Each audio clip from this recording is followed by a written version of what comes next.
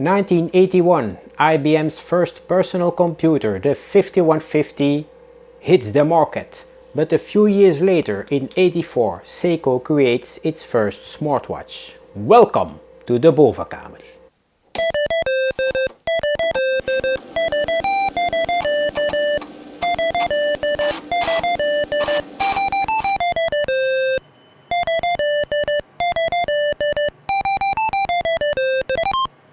So this is the Seiko RC-1000. It is actually not really a smartwatch, of course. It doesn't measure your pulse or the steps you take, or you can't receive text messages on it, but it has a 2K memory to store data in it. So a little over 2000 characters of memory, and there are three types of data that can be stored on the watch. The first type are memos. Memos can be all text-based things that you enter, for instance telephone numbers, an address that you have to remember, or stuff like that. Second type are alarms. There are scheduled alarms, an alarm that goes off in a certain point of time and then disappears from the list. Or there are also weekly alarms. And as a third type, you can store world times. So if you scroll through the world times, you can see the time in another city on the world, in another time zones. So three types of data, all stored in 2K of memory, a little bit of math. There are 80 possible records to store data in it, 80 possible records which are shared over all those data types. So you can store up to 80 memos, but then you don't have space left for any alarm or any world times. Okay, one record is 24 characters. That's not a coincidence, of course, because this little screen shows two lines of 12 characters, so that's exactly the screen size of this Seiko data bank watch. So how do we get data on this watch? Therefore we need a computer program, the Seiko Data Manager. The Seiko Data Manager was written for a lot of platforms, including of course the IBM PC, but it was also available for the Commodore 64, the Apple II, and a lot of other machines.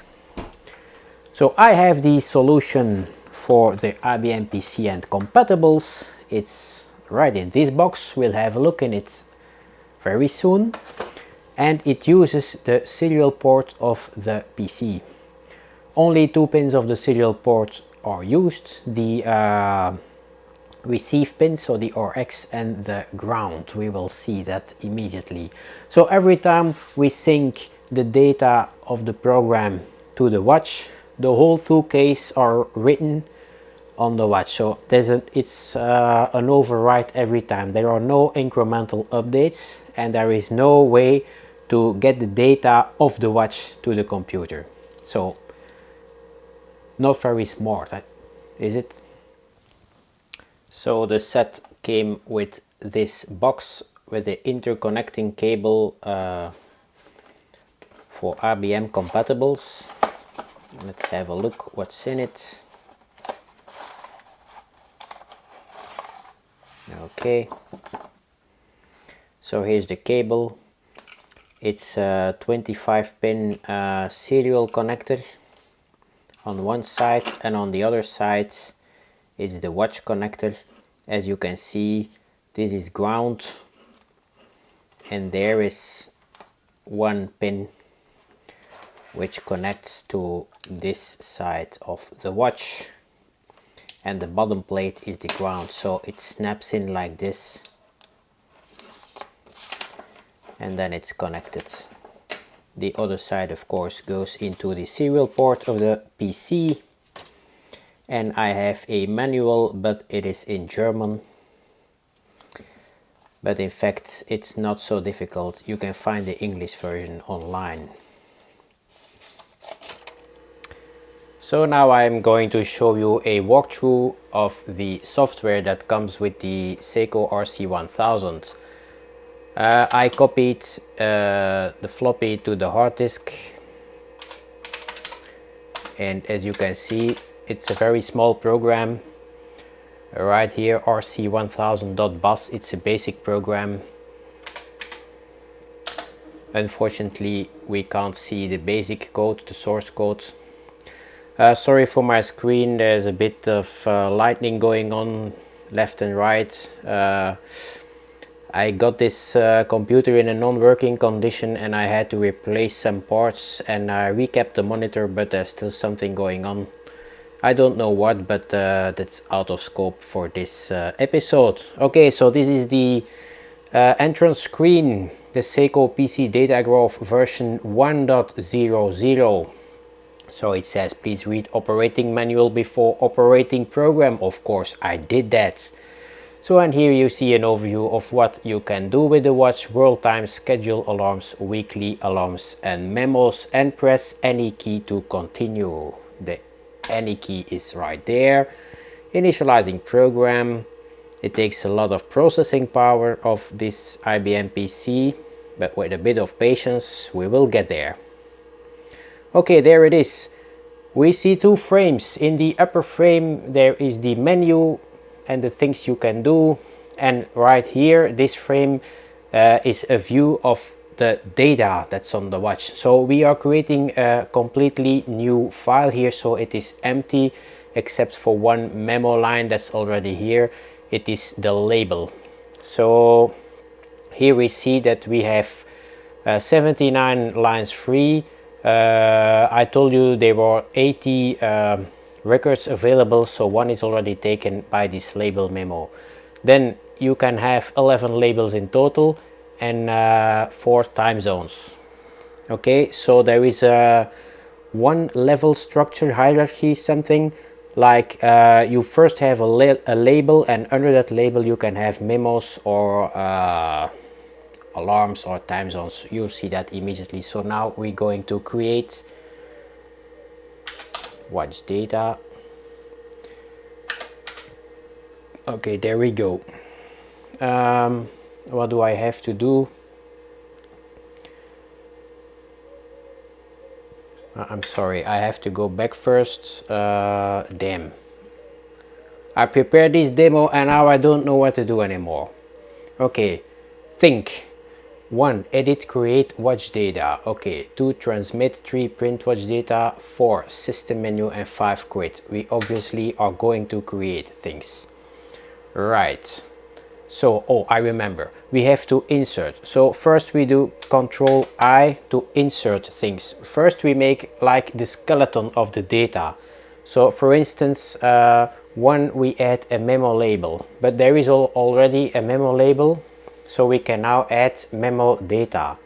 If I press 2, a memo data line is created under the first memo label. So when I hit 2 again, as you can see, now I have 3 data lines under the first memo label. And if I add another label, like so, we have a second memo label with 2 data lines. Of course, I want to show you an let's say weekly alarms. Okay, we create a label for the weekly alarm, and if we hit 4 again, a record is created under weekly alarm. So let's create 2 records there.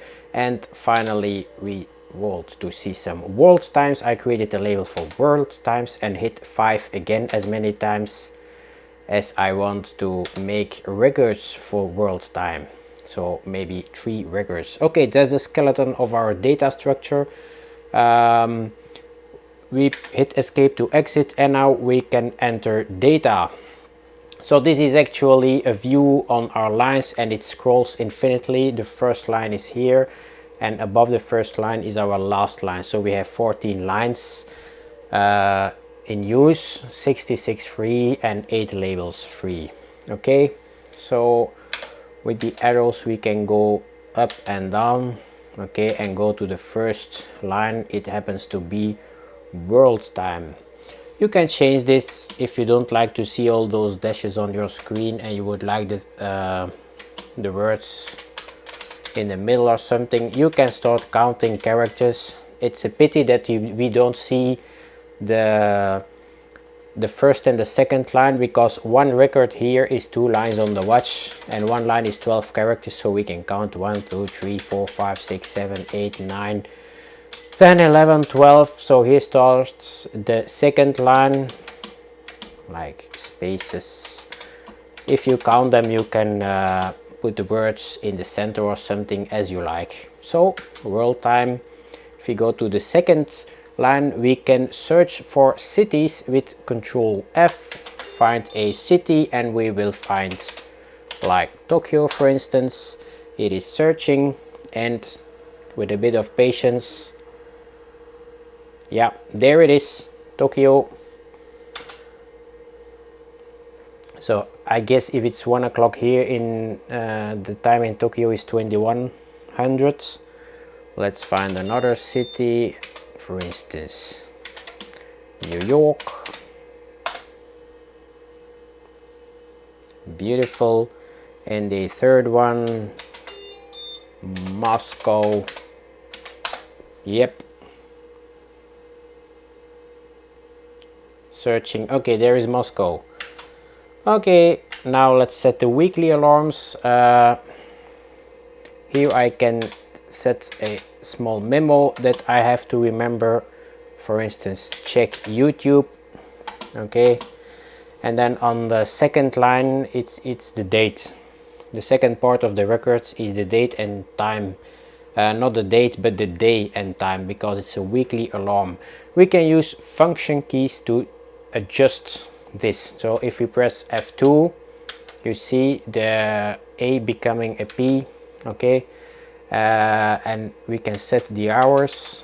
So at 5 hours PM, or let's say 5:15 PM, I use the F4 button to set the minutes. So then we have set an alarm. Okay, maybe I have to call my mom every week. Okay, every week on so the first alarm, check YouTube, is on Sundays. I can change the days with F6. So this alarm will be, for instance, every Thursday AM, let's say 10 o'clock. Right, now I have 2 scheduled alarms. So this memo, the next line is a memo label. So if we scroll through the data on the watch, we first see the labels, and then we can, it's like a directory, and when you open the directory, you see the memo data. Right, so the label, let's make a label, the Bovenkamer, like so. It will probably be split into pieces, 1 2 3 4 5 6 7 8 9 10 11 12. Okay, so the R will be on the next line. That's a bit stupid, isn't it? So let's make things a bit different. The Bovenkamer, like so. Okay, so that's the label, and now we can create the data. Welcome to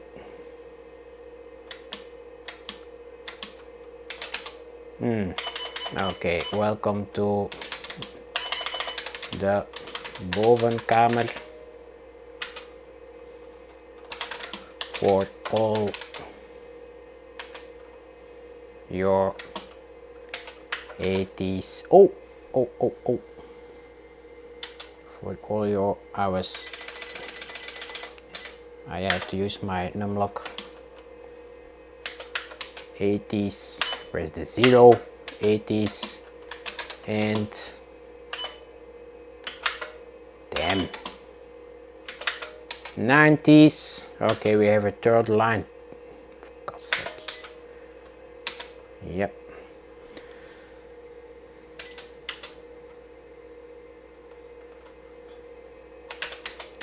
Fun. Okay, and then we have a second memo, like telephone numbers or something. Okay, and then Ivan. My phone is, you can call me on this number, 001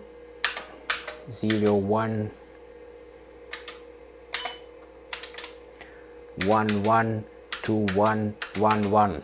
And if that doesn't work, maybe your credit is gone. Okay.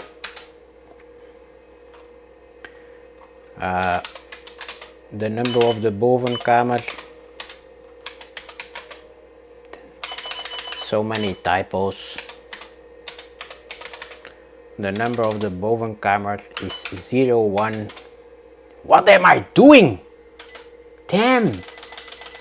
I'm always mess up the numlock key because there's no indication light on this keyboard for the numlock. So now it's off, on.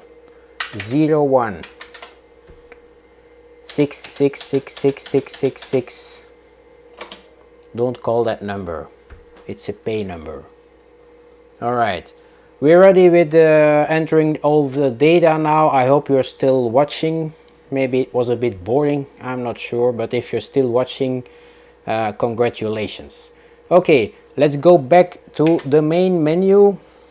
Now, we go to number 4, the system menu, and we hit 1 and give this file a name. I call the file Ivan. Thank you very much. It is not saved yet, so we still have to hit 4, and now the file is being saved to the drive. So before we transmit all this data to the watch, I will do that a bit later. We quit the program now. Yes, I'm sure. So, and we are thrown back into basic. So I use the system command to go back to DOS, show you a directory, and here is my data file called Ivan. We can type it. It's plain text. I'll be ready to interrupt this, okay, because it will show all the 80 lines. But as you can see, it's a pretty easy data structure. You can reverse engineer it pretty easily. This number 14 is probably the number of records that are filled with data. L, capital L, is a label, D is data, and these are the data types, I guess. So 3 is a roll time, 2 is a alarm, 0 is a memo. So you can edit this file with an editor, with Edlin or with Edit OVI or whatever, and change the data and save it as a text file, and then you can perfectly export it to the watch. So let's go back to the program and see if we can sync. Alright, so the first thing we have to do is to load the file again. It's in 2 steps. It's a bit strange, but okay. So we go to the system menu, we enter the file name, and we hit 3 to load the file. And there is the data. Okay, now to export the data, we have to use transmit to RC-1000. Okay, load watch. So now I take off my watch. It's right here, and we have to connect the watch with the cable. It clicks in like so. Okay, you see that? And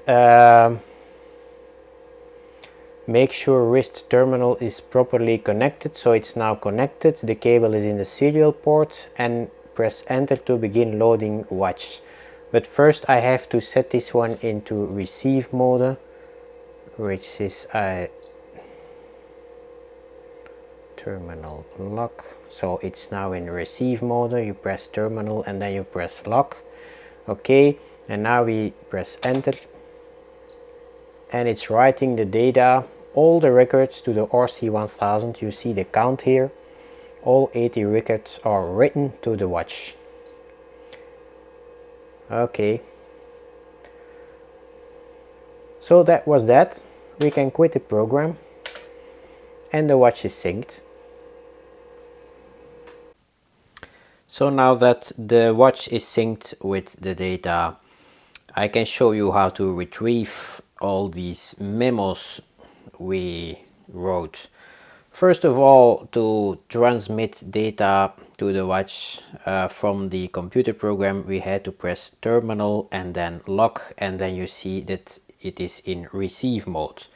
Okay, but for now we press time and we're in the default time mode. We see it's 1980, 19th of May, and it's Wednesday and 6:55 in the afternoon. To scroll through all our labels, we press the terminal button. So as you remember, we had a label for world time, weekly alarms, the Bovenkamer, telephone numbers, and then again world time. To go into a label to see the data, we press the select button. So in Tokyo it's now 11:55 AM, New York 9:55 PM, and Moscow 5:55 AM. We can go up again with the other yellow button here. Okay, and when we press terminal, we go to the next label. We have our weekly alarms, check YouTube on Sunday, call mom on Thursday. And the next label is the Bovenkamer. Welcome, there's a typo, I'm sorry. Welcome to the Bovenkamer for all your 80s and 90s. Fun, fun, fun, fun, fun, fun. Yeah. Then we had some telephone numbers. My number is 0111211112. Don't call that number. World time, and then we're back in world time label. So that's about it. We press the time button to go back to our time, and now we have seen all the data we entered. So that's it for today, folks. Please subscribe to the Bovenkamer. I promise you won't regret it. Have a good one.